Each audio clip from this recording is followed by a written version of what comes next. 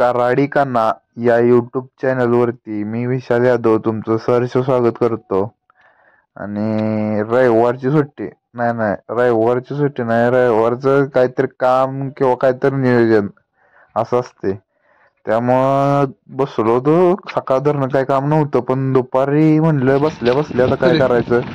म्हणलं आज काय बैलांचं फेऱ्याचं पण नियोजन होईना काय नाही. मग म्हणलं चला लागलं धुवून घेऊया, बैल पण मळी ती. मग पहिल्यांदा सुंदरला घेतलाय, नेहमीप्रमाणे सुंदरलाच घेतो. आणि आज घेतले इकडच्या म्हणजे टाकीत पाणी नसल्यामुळं नारळी खाली घेतले धुयाला. इथं बोर आहे आपली नारळीच्या शेजारी, त्या बोरच्या पाण्यानं आता म्हणलं धुवून घ्यायचं. ही आता गाठच सुटत नव्हती वासराच्या दाव्याची, पण सुटली. परत नंतर सुंदरला धुवून झाल्यानंतर प्रतापला घेतलाय. आता हे कसं उड्या मारते ते बघा, त्याला तर अंगावर पाणी पडलेलं चाललं. एवढा झाडाला बांधलाय, झाड सगळं हलते. आता म्हणलं चुकून जर ह्याला यसनी बिसनीला दावी नसती, मूर्तीला नसते असं हे ना उंबराचं झाडच पाडलं असतं. एवढा नसते राग तर लय.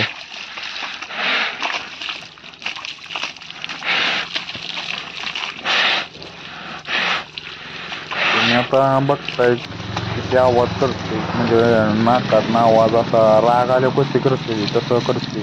आणि चालताना पण सेम ह्याचा आवाज सेम तसाच असतो. म्हणजे असा रागात पूर्ण असा रागीट बैल जसा एखाद्या नवीन माणसाला बघितल्यानंतर मैदानात असल्यावर कसं फुसकारत जाते, तसा ह्यो कायम फुसकारत असतो. आता तुम्ही म्हणाल प्रत्येक व्हिडिओत ह्यो काहीतरी बैल धुतलेली किंवा गोट्यातले कामाचा व्हिडिओ टाकतोय. तुम्ही म्हणा प्रत्येक व्हिडिओत म्हणतोय ह्यो फेरं टाकणार आणि फेरं काय टाकत नाही. फेऱ्याचा विषय होतोय ज्यावेळी मला सुट्टी असत्या त्यावेळी पोरासनी सुट्टी नसत्या, आणि ज्यावेळी पोरासनी सुट्टी असत्या त्यावेळी मला सुट्टी नसत्या. त्यामुळे काही योग जुळून येत नाही. आता नेहमीप्रमाणे मग रविवारचं सुट्टी आहे म्हणल्यानंतर म्हणलं लागलं चालवून पण आणायची, आणि चालवून घेऊन गेलो. व्हिडिओ काय जास्त काढता आला नाही, कारण की चालवायला जरा मी मागच बसलो चालवायचं ह्याच्यात, दोघ जणच घेऊन गेलेलो, त्यामुळे सारखे धरायला लागायचे. नंतर आल्यानंतर असं वैरण वगैरे टाकलेली, वैरण खायला चालू केलेली. निवांत शांत वैरण खात होती ते.